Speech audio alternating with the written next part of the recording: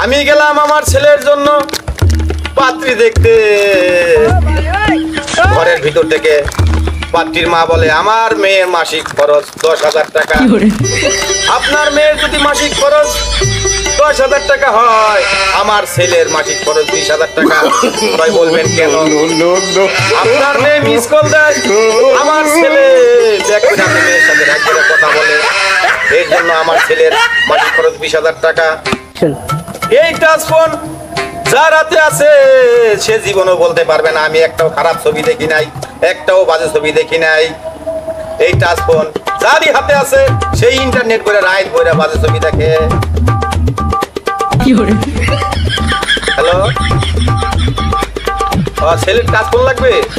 আচ্ছা, আমি মাহফিলটা শেষ করে এসে কিনে দেবো। আপনার থেকে টাচ ফোন কেউ